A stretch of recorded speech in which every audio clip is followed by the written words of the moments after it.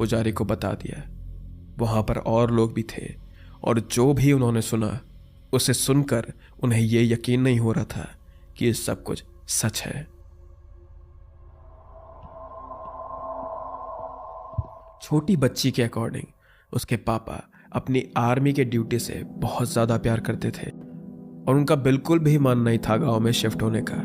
लेकिन जब उन्हें पता चला कि उसके पिताजी की तबीयत खराब है, तब से उन्होंने ये सोच लिया था कि वो यहां आकर अपने पिताजी की बची हुई जमीन को हड़प लेंगे।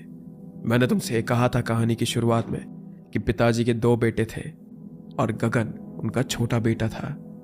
तो गगन के पिताजी और इन बच्चियों के दादाजी, उन्होंने अपनी ज्यादातर जमीन अपने बड़े बेटे सुशील को दे दी थी, जिसकी वजह से गगन को अपने ही पिताजी से नफरत होने लगी थी।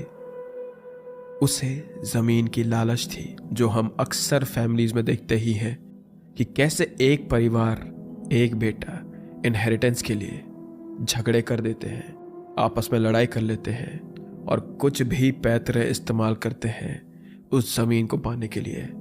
इसीलिए गगन गांव वापस आया था। उसने सोचा कि अगर मैं आखिरी पलों में अपने पिताजी के पास रहूंगा तो शायद उनका मन चेंज हो जाएगा। पर उसकी बदकिस्मती कह लो या फिर उसके बड़े भाई सुशील की खुशकिस्मती, उसके पिताजी ने अपना माइंड चेंज नहीं करा। पर सुशील को कुछ भनक लग चुकी थी कि गगन के इरादे सही नहीं है। इसीलिए सुशील ने अपने बाठे में से एक खेत गगन को दे दिया था, जिसे पाकर गगन को और भी चिढ़ हो गई थी। उसे लगा कि मेरा भाई मुझे भीख दे रहा है और अब वो अपने परिवार की तरफ और भी ज्यादा रिजेंटफुल हो गया था। पर यह सब तो कुछ भी नहीं था। इसके बाद जो बच्ची ने बताया वो और भी ज्यादा शॉकिंग था। बच्ची ने कहा कि उसकी माँ का खून हुआ था। उस छोटी बच्ची ने कहा कि उसकी दादी और मम्मी का एक्सीडेंट नहीं बल्कि खून हुआ था और उसका खूनी और कोई नहीं बल्कि खुद उसके डैड थे।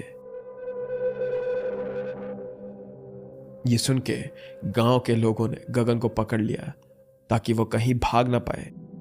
अब ये तो पता चल गया था कि गगन ने ही अपनी माँ और बीवी का कत्ल किया था, लेकिन उसने ऐसा करा क्यों? आखिर जिस बीवी से वो इतना प्यार करता था, भला वो उसे क्यों मारेगा? इसका पता लगाने के लिए पुजारी ने बड़ी बेटी के ऊपर फिर से झाड़ फूंक किया और चिल्ला के उन्होंने उससे पूछा कि वो यहाँ क्या करने आई है, उसका मकसद क्या है, उसके साथ क्या हुआ था भला।